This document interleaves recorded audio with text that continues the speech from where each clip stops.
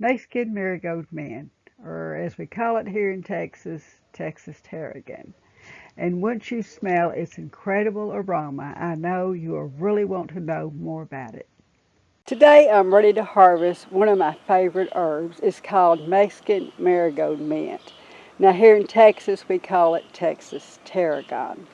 But it starts blooming about mid-October and it's going to continue to bloom until the first frost. And if it's really a light frost, it may even make it through then. I keep several plants going because I love to make an herbal vinegar out of it, in which I will show you. Mexican Marigold Mint. Now here in Texas we call it Texas Tarragon. You just cannot believe the aroma of this. Now I have smelled many other herbs that had a licorice or anise scent, anise hyssop, anise seed. There are many of them that have this anise type aroma, but I never just fell in love with it.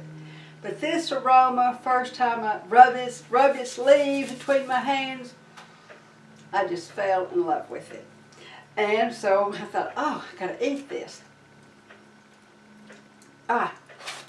Which was absolutely terrible.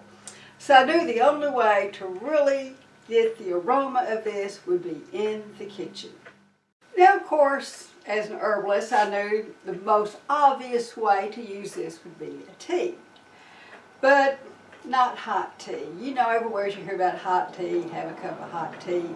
Now here in Texas, we don't drink hot tea. I don't care if it's 30 below, we want iced tea. So it dawned on me, I didn't have to make hot tea out of it. I could just make it like I would any tea. First make it hot and then add cold water. And then add ice to it, and I've got a delicious iced tea. Now, then I also discovered that if I would put maybe a bunch this big in a quart or two of water, crumble it up, mash it real good and bruise it, and put it in the refrigerator and let it set 3 or 4 hours or even overnight, it makes a wonderful, aromatic, flavorful, kind of a herbal water that you can drink. As I began to study about this herb, I knew it was called here in Texas, Texas Tarragon. Now, I had never really heard of tarragon. I don't know anybody in my circle of friends who ever used tarragon. But tarragon cannot stand the heat and humidity of Texas, whereas this little herb just loves the heat, loves the humidity, and just grows great in Texas. Matter of fact, it's more native down to South America and Mexico. Now, so I still didn't know what to do with it. I mean, French tarragon, French was a dead giveaway. That was just a little too fancy. Because, you know, my idea of foreign food was Tex-Mex. So I just had to start doing a little more work on this herb. Now, there's not much about this in the herb books because most of the herb books have herbs from the old world, Europe and over there, which this doesn't grow over there. So it's really a little more difficult to find information about this because it's considered a New World herb. But it does have quite a reputation in Mexico. It's used just like most mints would be, you know, calming the stomach, headaches, nervousness. I have a client that I make a glycerite out of this for her, and she uses it to calm her nerves. Now, the people in Mexico and South America will also make a tea out of it and kind of drink it like you would coffee, but it has no caffeine, but it is energizing like coffee. Now, it was also used by the Aztec Indians. It was reported to be one of the herbs, you know, when the Aztecs, they would make this powder and out of course other herbs, and they would blow it in their sacrificial victims, you know, right before they ripped their heart out. Okay, now don't confuse Mexican Marigold Mint with Calendula Marigold. Even though the European herbalists called Calendula Marigold or Pot Marigold, it is not akin to Mexican Marigold Mint or French Marigold.